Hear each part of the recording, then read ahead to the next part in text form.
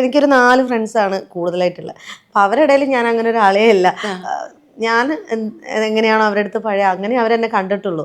പിന്നെ ക്ലാസ്സിലും ഒക്കെ പോകുമ്പം അവിടുത്തെ സാറന്മാർക്ക് സ്കൂളിലൊക്കെ ഞാൻ ഒന്ന് കുട്ടി ആളിങ്ങനെ ആയാണ് ചെയ്തതെന്നൊക്കെ പറയുമ്പോൾ അവർക്കൊരു അഭിമാനമാണ്. അപ്പോൾ ഞങ്ങൾക്ക് 10ാം ക്ലാസ്സിൻ്റെ ഒക്കെ SSLCൻ്റെ ബാച്ചിൻ്റെ ഇതിലൊക്കെ പ്രോഗ്രാം നടക്കുമ്പോൾ സാറൊക്കെ പറയും, സുനിത ഇപ്പം ഇങ്ങനെയൊക്കെ ആയില്ലേ.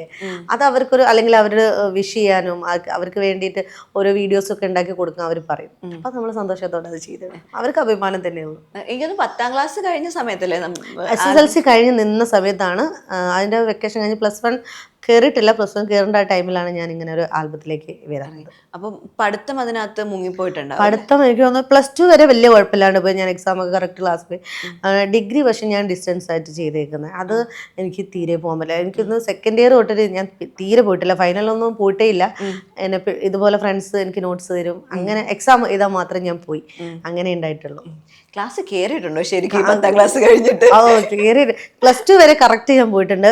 അതൊക്കെ നമ്മൾ ഒഴിവ് സമയങ്ങളൊക്കെ ചെയ്യുന്ന സമയം ഞാൻ പറഞ്ഞല്ലോ, ഒരു ദിവസം കൊണ്ട് ഷൂട്ട് ചെയ്യും. ഇപ്പം ശനി ഞായറാണെങ്കിലും നമുക്ക് 2 സോങ് ചെയ്ത് വരാമല്ലോ.